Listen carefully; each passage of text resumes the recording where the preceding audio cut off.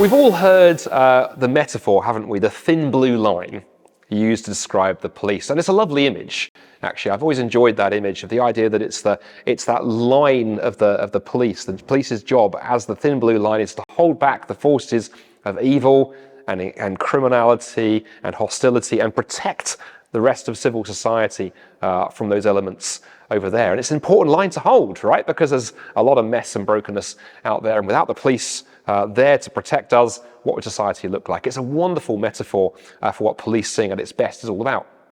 But of course, the challenge is, in the recent times, it's been disturbing to see that actually within that thin blue line, there are representatives of the forces of chaos and evil and criminality. We can all probably think of stories recently of police officers who, it has turned out, have not belonged in the police force because they've done things or said things or behaved in ways that are wholly inappropriate. And then thus there is huge effort put into organisations like the police in ensuring that the bad apples are rooted out, the bad cops are exposed and tossed out so that the rest of the organisation isn't infected. And of course, if we don't do that well, there's massive knock-on effects in terms of public trust and so on.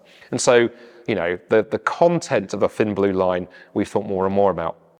But here's an interesting and challenging question. The thin blue line is one line, but there's another line we need to talk about in all of this. And it's a line identified by one of the most influential writers of the 20th century, a man called Alexander Solzhenitsyn. He was a Russian novelist and writer, political commentator, sentenced to decades of imprisonment in the Russian gulags for his political views by the communists. But he wrote a very influential book called The Gulag Archipelago, reflecting on his time in the internment camps. And in there, he reflects on human nature and justice and evil and wrongdoing. And it'd be very easy for him to have blamed the Soviets for the tortures he went through. But in one of the most quoted lines in 20th century literature, Solzhenitsyn said, the dividing line between good and evil runs not between states or between classes or between people even, but the dividing line between good and evil runs right through the middle of every human heart. By which he meant it is very easy to go, I'm a good person, that's an evil person. I'm on the side of justice, it's that lot over there who are on the side of injustice. I'm a good cop, they're the bad cops. Solzhenitsyn challenges us to reflect that actually all of us, if we are honest, are capable of evil as well as good. You, if you are like me, are a pretty mixed bag. And it's interesting, isn't it, that if you hear a story of perhaps a colleague or a former colleague getting in trouble or even being fired for having said or done something inappropriate, can you honestly say that maybe you haven't at least thought about doing something or saying something inappropriate? How many of you watching this would love that for every desire and belief and thought and ambition you've ever thought to be made public to all of your colleagues? I suspect not. All of us have skeletons in our personal closets, in our minds and our hearts that we're really glad our friends and colleagues don't see. How do we deal with that tension? How do we deal with the fact that we would love our workplaces to be full purely of wonderfully good, just, moral, upright people, when actually they're also full of human beings who are a pretty mixed bag? How do we deal with that confused nature of the human heart? Well, talking about justice is certainly one way of doing it, but we also need to talk about forgiveness, don't we? Because what do we do when we do go wrong, as all of us do? You see, the slight tension I think I see in many workforces and many cultures is that we want justice to be done when people misbehave. Oh, but if we put a foot wrong, we hope we'll be treated with leniency. We have this very strange understanding of justice, yes, and forgiveness at the same time. And in fact, we live in a culture, I would suggest, where the former justice is very much talked about, but where forgiveness is in short supply. We live in quite a harsh society, I think, where if you put a foot wrong, you're dealt with very quickly, but often there's no way back for somebody who has messed up. How do we square some of these circles?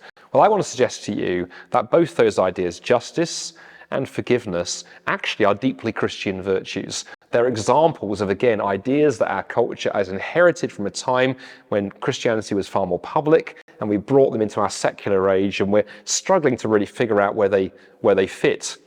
Because here's the tension, right? Justice and forgiveness are always antithetical to one another. If you treat somebody with justice and judgment, then by the very definition, you haven't forgiven them. And if you forgive somebody and extend mercy and grace to them, you haven't treated them with justice. How do we square that circle?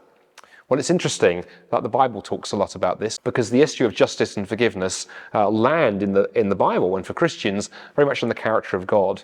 Because as a Christian, I believe there is a God behind the universe who is a God of justice, who upholds justice.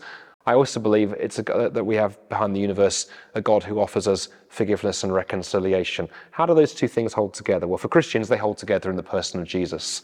Because if you look at the story of what Jesus did at Easter, when, as the Bible teaches and as Christians understand, he died there on the cross for our wrongdoing and our brokenness and our mess-ups and our rebellion. What we see there on the cross is God saying the mess-ups that we've made are so severe, it takes the death of Jesus to deal with them.